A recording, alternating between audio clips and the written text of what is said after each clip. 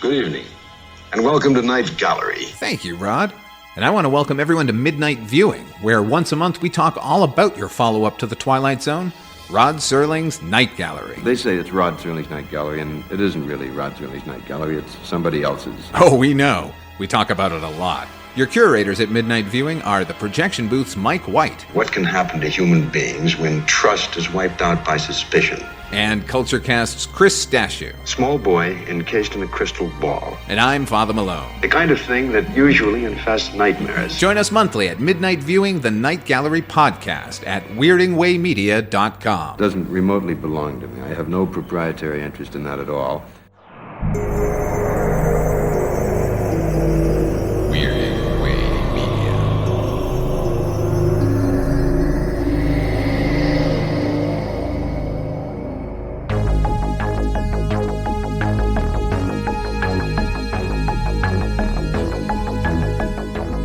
Weirding Way Media presents Astounding Tales of the Public Domain with Father Malone.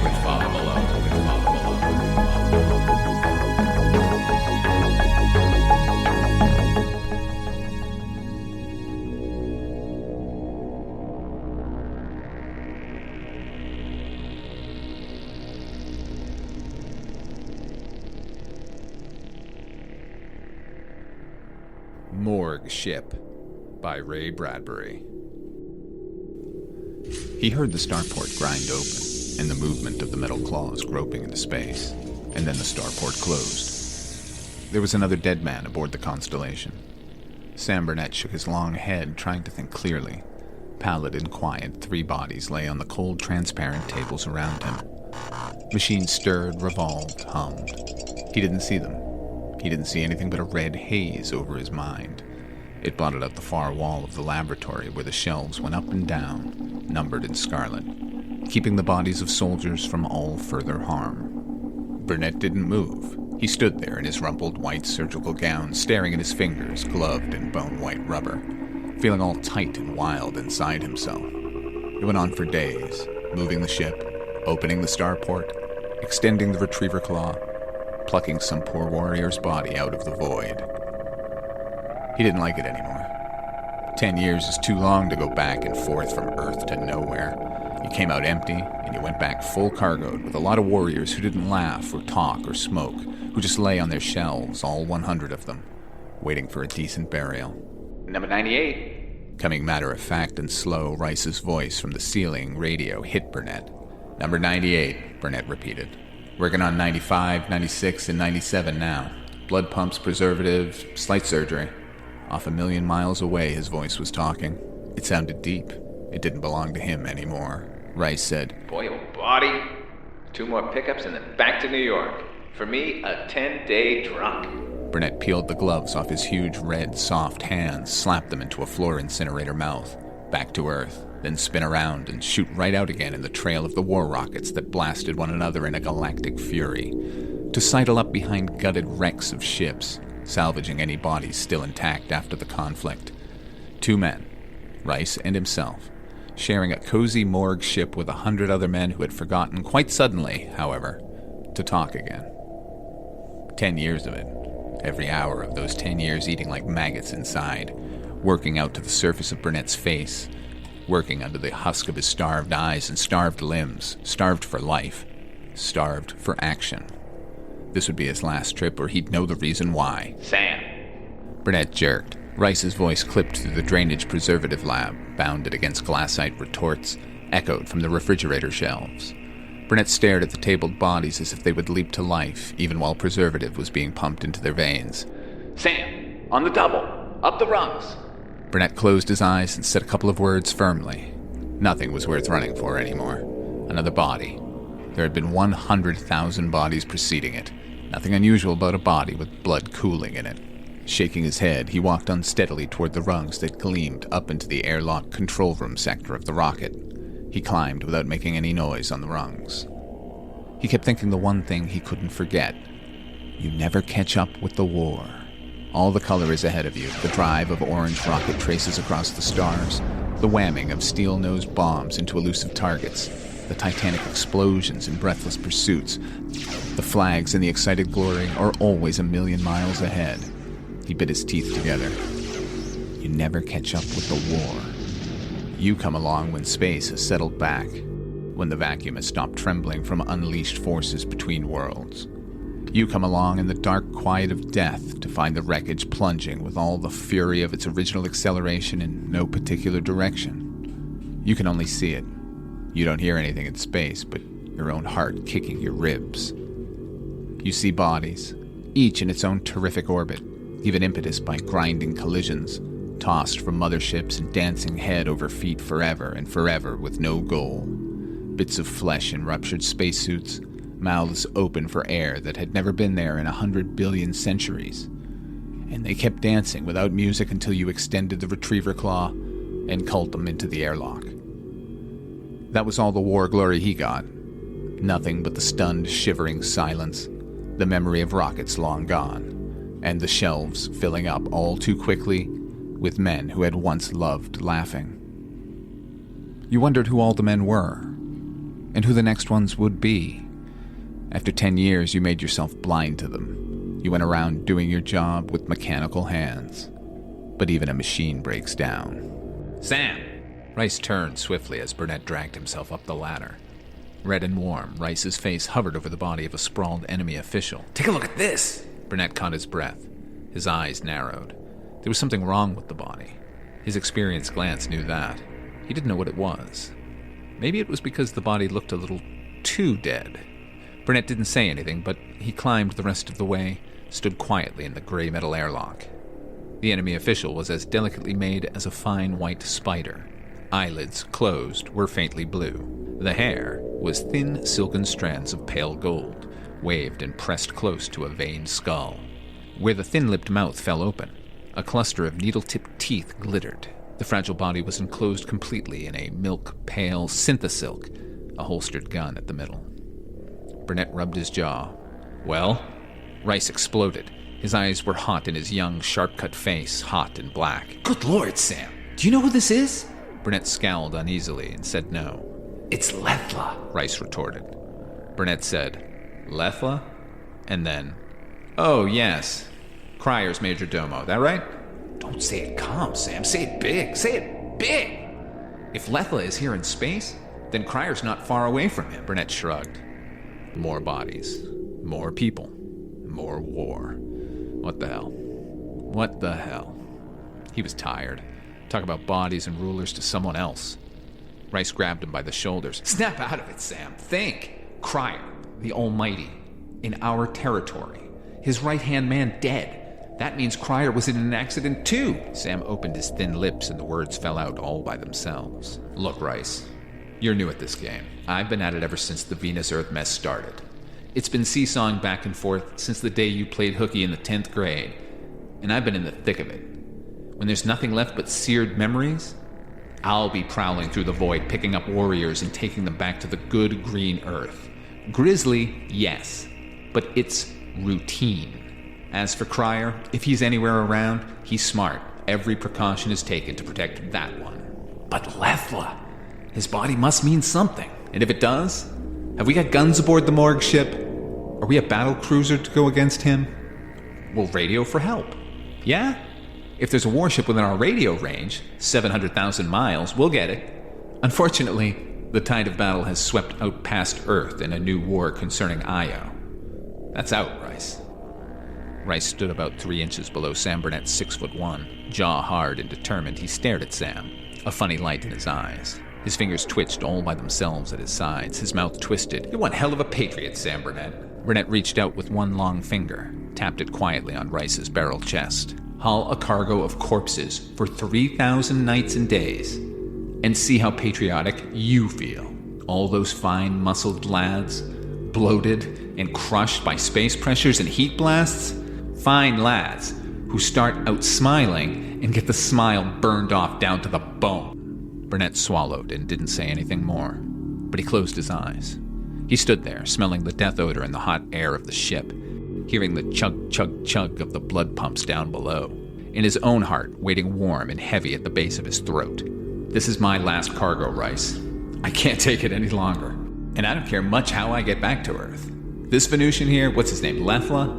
He's number 98. Shove me into shelf 99 beside him and get the hell home. That's how I feel. Rice was going to say something, but he didn't have time. Lethla was alive. He rose from the floor with slow, easy movements, almost like a dream. He didn't say anything. The heat blast in his white fingers did all the necessary talking. It didn't say anything either, but Burnett knew what language it would use if it had to.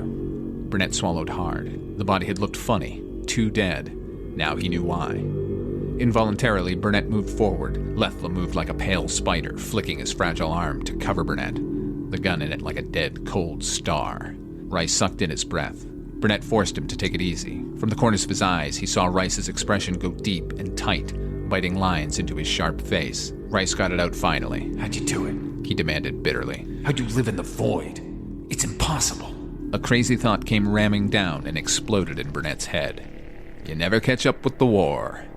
But what if the war catches up with you? What in hell would Lethla be wanting aboard a morgue ship? Lethla half-crouched in the midst of the smell of death and the chugging of blood pumps below. In the silence, he reached up with quick fingers, tapped a tiny crystal stud upon the back of his head, and the halves of a microscopically thin chrysalis parted transparently off of his face. He shucked it off, trailing air tendrils that had been inserted, hidden in the uniform, ending in thin globules of oxygen. He spoke. Triumph warmed his crystal-thin voice. That's how I did it, Earthman. Glassite, said Rice. A face-molded mask of glassite. Lethla nodded. His milk-blue eyes dilated. Very marvelously pared to an unbreakable thickness of 1/30th of an inch. One only on the head. You have to look quickly to notice it, and unfortunately viewed as you saw it, outside the ship, floating in the void, not discernible at all. Prickles of sweat appeared on Rice's face. He swore at the Venusian, and the Venusian laughed like some sort of stringed instrument, high and quick. Burnett laughed too, ironically. First time in years a man ever came aboard the Constellation alive. It's a welcome change. Lethla showed his needle-like teeth. I thought it might be. Where's your radio? Go find it, snapped Rice, hotly. I will. One hand blue-veined on the ladder rungs. Lethla paused. I know you're weaponless.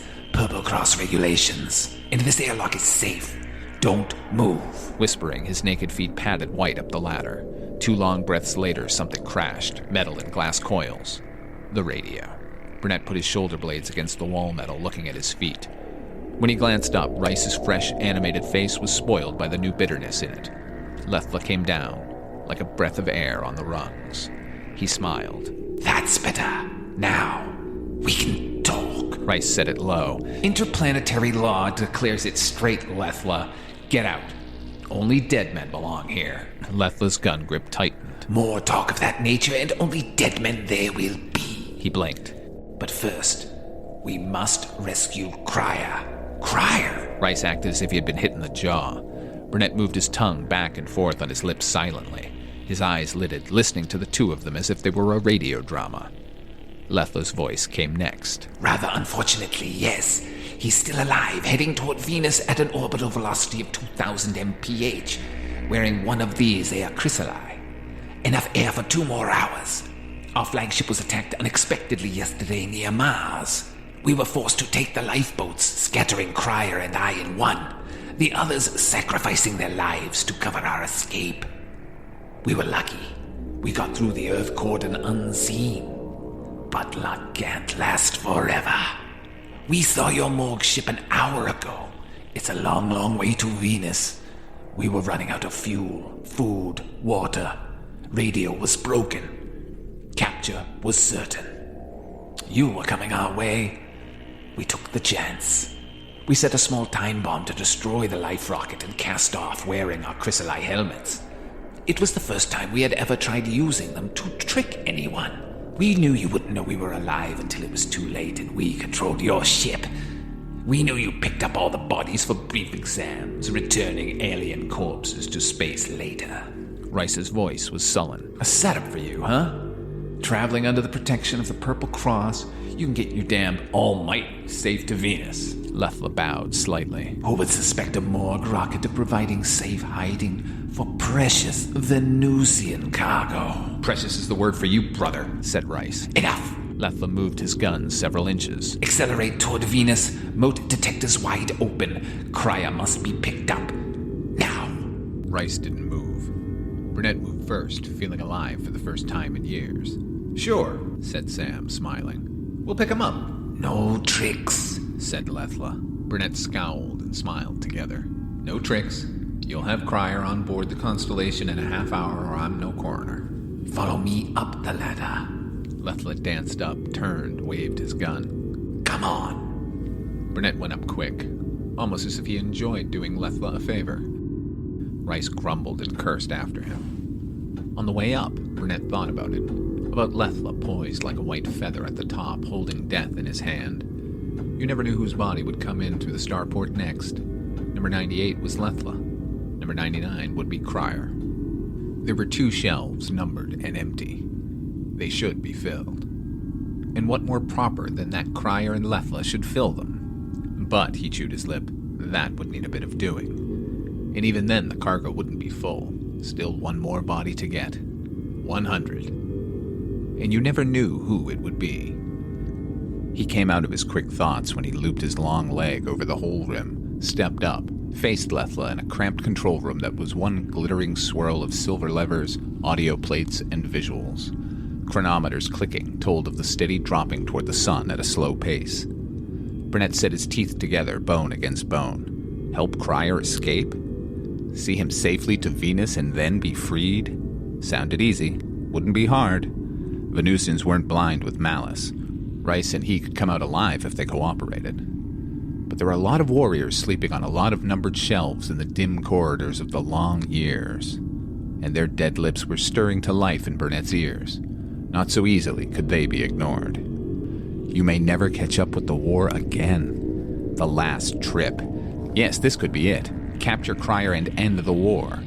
But what ridiculous fantasy was it made him believe he could actually do it? 2 muscles moved on Burnett, one in each long cheek. The sag in his body vanished as he tautened his spine, flexed his lean, sinewed arms, wet, thin lips. "Now, where do you want this crate?" he asked Lethla easily.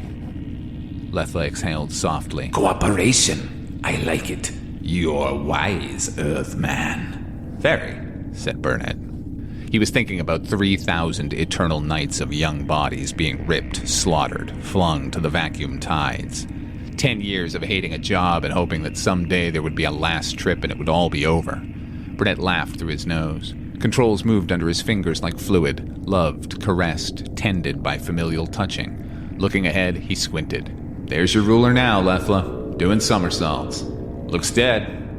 Good trick." Cut power. I don't want to burn him. Burnett cut. Cryer's milky face floated dreamily into a visual screen, eyes sealed, lips gaping, hands sagging, clutching emptily at the stars. "We're about 50 miles from him. Catching up." Burnett turned to Lethla with an intense scowl. Funny. This was the first and the last time anybody would ever board the Constellation alive. His stomach went flat, tautened with sudden weakening fear. If Cryer could be captured, that meant the end of the war. The end of shelves stacked with sleeping warriors. The end of this blind searching. Cryer then had to be taken aboard. After that, Cryer, the Almighty, at whose behest all space had quivered like a smitten gong for part of a century. Cryer revolving in his neat water blue uniform, emblem shining gold, heat gun tucked in a glossy jet holster. With Cryer aboard, chances of overcoming him would be eliminated. Now, Rice and Burnett against Lethla. Lethla favored because of his gun. Cryer would make odds impossible. Something had to be done before Cryer came in. Lethla had to be yanked off guard, shocked, bewildered, fooled somehow. But how? Burnett's jaws froze tight. He could feel a spot on his shoulder blade where Lethla would send a bullet crashing into rib, sinew, artery, heart. There was a way, and there was a weapon, and the war would be over, and this would be the last trip. Sweat covered his palms in a nervous smear. "Steady, Rice," he said matter-of-factly. With the rockets cut, there was too much silence, and his voice sounded guilty standing up alone in the center of that silence. "Take controls, Rice. I'll manipulate the starport." Burnett slipped from the control console. Rice replaced him grimly. Burnett strode to the next console of levers. That spot on his back kept aching like it was sear-branded X, for the place where the bullet sings and rips. And if you turn quick, catching it in the arm first, why... Cryer loomed bigger, a white spider delicately dancing on a web of stars. His eyes flicked open behind the glassite sheath and saw the constellation. Cryer smiled. His hands came up. He knew he was about to be rescued. Burnett smiled right back at him. What Cryer didn't know was that he was about to end a 10 years war. There was only one way of drawing Lethla off guard, and it had to be fast. Burnett jabbed a purple-top stud. The starport clashed open as it had done 1,000 times before. But for the first time, it was a good sound. And out of the starport, at Sam Burnett's easily fingered directions, slid the long claw-like mechanism that picked up bodies from space. Lethla watched, intent and cold and quiet. The gun was cold and quiet, too. The claw glided toward Cryer without a sound now, dreamlike in its slowness. It reached Cryer. Burnett inhaled a deep breath. The metal claw cuddled Cryer in its shiny palm. Lethla watched. He watched while Burnett exhaled, touched another lever and said, "You know, Lethla, there's an old saying that only dead men come aboard the Constellation." "I believe it." And the claw closed as Burnett spoke, closed slowly and certainly, all around Cryer, crushing him into a ridiculous posture of silence. There was blood running on the claw, and the only recognizable part was the head, which was carefully preserved for identification. That was the only way to draw Lethla off guard. Burnett spun about and leaped. The horror on Lethla's face didn't go away as he fired his gun. Rice came in fighting too, but not before something like a red-hot ramrod stabbed Sam Burnett, catching him in the ribs, spinning him back like a drunken idiot to fall in a corner. Fists made blunt flesh noises. Lethla went down, weaponless and screaming. Rice kicked. After a while, Lethla quit screaming, and the room swam around in Burnett's eyes. And he closed them tight and started laughing. He didn't finish laughing for maybe 10 minutes. He heard the retriever claws come inside and the starport grind shut. Out of the red darkness, Rice's voice came, and then he could see Rice's young face over him. Burnett groaned. Rice said, "Sam, you shouldn't have done it. You shouldn't have, Sam." "To hell with it," Burnett winced, and fought to keep his own eyes open. Something wet and sticky covered his chest. "I said this was my last trip, and I meant it. One way or another, I'd have to quit. This is the hard way. Maybe. I don't know. Kinda nice to think of all those kids who'll never have to come aboard the Constellation, though, Rice." His voice trailed off. "You watch the shelves fill up, and you never know who'll be next. Who would have thought 4 days ago?" Something happened to his tongue, so it felt like hard ice blocking his mouth. He had a lot more words to say, but only a few time to get a few of them out.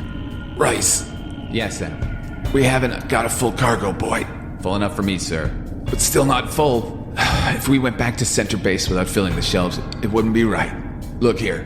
Number 98 is Lethla. 99 is Cryer. 3,000 days of rolling this rocket, and not once come back without a bunch of kids who want to sleep easy on the good green earth. Not right going back anyway, but the way we used to." His voice got all full of fog, as thick as the fists of a dozen warriors. Rice was going away from him. Rice was standing still and Burnett was lying down, not moving, but somehow Rice was going away 1,000,000 miles. "Ain't I one hell of a patriot, Rice?" Then everything got dark except Rice's face, and that was starting to dissolve. 98, Lethla. 99, Cryer. He could still see Rice standing over him for a long time, breathing out and in.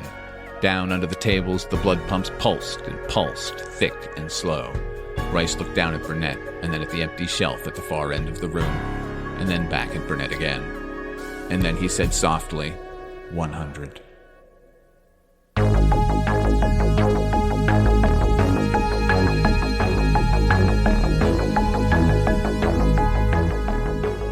This episode performed and produced by Father Malone. Music by HP.